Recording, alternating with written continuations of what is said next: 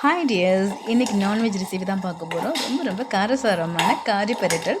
ரொம்ப டேஸ்டியாக இருக்கும் இந்த காடை வறுவல். இந்த காடை பரட்டல் பண்ணுறதுக்கு தக்காளியும் தேவையில்லை, தேங்காயும் தேவையில்லை, மல்லியும் தேவையில்லை. அவ்வளோதாங்க. ரொம்ப சூப்பராக சிம்பிளான இன்க்ரீடியன்ஸ் வச்சு நம்ம செஞ்சு அசத்து காட்ட போகிறோம். அதுக்கு முன்னாடி நீங்கள் நம்ம சேனல் ஃபஸ்ட் டைம் பார்க்குறவங்களா இருந்தீங்கன்னா ப்ளீஸ் நம்ம சேனல் சப்ஸ்கிரைப் பண்ணிக்கோங்க.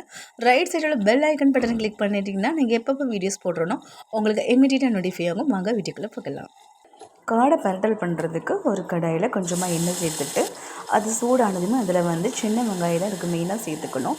அதை நல்லா குட்டி குட்டியாக கட் பண்ணிக்கணும். அப்படி இல்லைனா மிக்ஸி ஜாரில் பல்ஸ் மோடில் நல்லா கோஷாக நீங்கள் அரைச்சி எடுத்துகிட்டு அதை சேர்த்து இந்த மாதிரி கலர் மாறுற வரைக்கும் நல்லா வதக்கிட்டு அதுக்கப்புறம் இஞ்சி பூண்டு பேஸ்ட்டு சேர்த்துக்கலாம். இந்த இஞ்சி பூண்டோட பச்சை ஸ்மெல் போகிற வரைக்கும் வதக்கிட்டு அதுக்கப்புறம் வீட்டிலே பண்ண நல்லா ஃப்ரெஷ்ஷான கரம் மசாலா ஒரு 3/4 டீஸ்பூன் சேர்த்துக்கோங்க. அதுக்கப்புறம் இது காரத்துக்கு காஞ்ச மிளகாய் மட்டும்தான். நீங்கள் காஞ்ச மிளகாய் தூள் கூட சேர்த்துக்கலாம். பட் இந்த மாதிரி வெந்நில சுடு தண்ணீரில் ஒரு 1/4 மணி நேரத்துலேருந்து 1/2 hour இந்த மாதிரி ஊற வச்சுக்கோங்க. நான் மேக்ஸிமம் ஒரு 45 minutes ஊற வச்சுருப்பேன். அந்த மாதிரி ஊற வச்சுட்டு அரைச்சி எடுத்துக்கிட்டேன்னா ரொம்பவே கலர்ஃபுல்லாக இருக்கும். இது ஆப்ஷன் தான், பட் இருந்தாலும் கலர்ஃபுல்லாக இருக்கிறதுக்காக நான் ஃபேவர் பண்ணுறேன். இப்போது இதை கூட சேர்த்து நல்லா மிக்ஸ் பண்ணி விட்டுறலாம். இந்த காடை பரட்டலுக்கு தண்ணி அதிகமாக சேர்க்காதீங்க. பட் அதுலேருந்து நீர்த்து நல்லா தண்ணி விடும். அதனால் அளவாக தான் சேர்த்துக்கணும். இப்போ நம்ம காடையை 1 by 1 சேர்த்துடலாம். இதை சேர்த்த பிறகு நம்ம மிக்ஸி ஜாரில் ஆல்ரெடி நம்ம காஞ்ச மிளகாய் அரைச்சி வச்சுருக்கோம் பார்த்தீங்களா, அதில் கொஞ்சமாக தண்ணி சேர்த்து அதை நல்லா அலம்பி எடுத்து ஊற்றுற தண்ணியே நமக்கு இதுக்கு போதுமானது. அப்புறமா இது கூடவே கொஞ்சமாக மஞ்சத்தூள் இதை சேர்த்துட்டு இப்போ நான் மிக்ஸி ஜாரை நல்லா அலம்பிட்டேன்.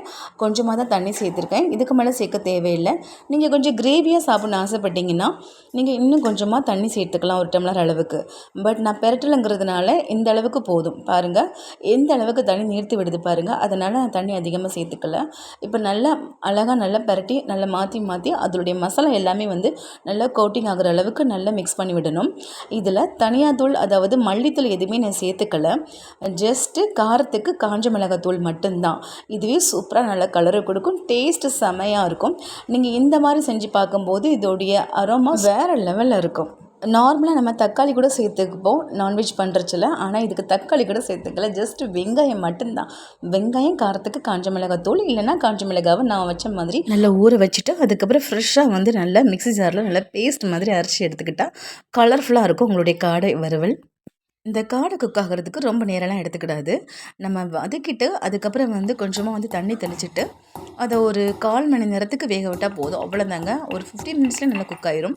இதுக்கு ஃப்ரெஷ்ஷாக மிளகு நல்லா இடித்து சேர்த்துக்கிட்டோன்னா செமையாக இருக்கும் ஃப்ளேவர். அதனால தான் நான் ஃப்ரெஷ்ஷாக ஃபைனலாக இறக்கிறதுக்கு முன்னாடி மிளகு 1 டீஸ்பூன் இல்லைன்னா 3/4 டீஸ்பூன் உங்களுக்கு தேவையான அளவு எடுத்துகிட்டு இந்த மாதிரி இடிக்கல்லில் நல்லா ஃப்ரெஷ்ஷாக அரைச்சி சேர்த்துக்கிட்டோன்னா ரொம்ப ரொம்ப சூப்பராக இருக்கும்.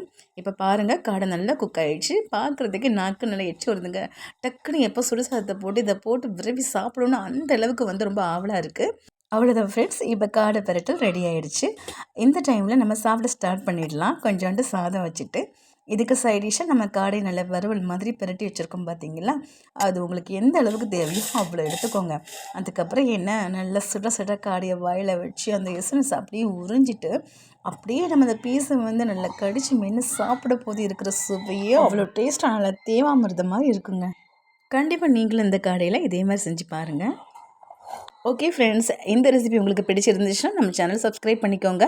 இதில் ஏதாவது டவுட் இருந்துச்சுன்னா நம்மளுடைய கமெண்ட் பாக்ஸில் தெரிவிங்க. கண்டிப்பாக ரிப்ளை பண்ணுறேன்.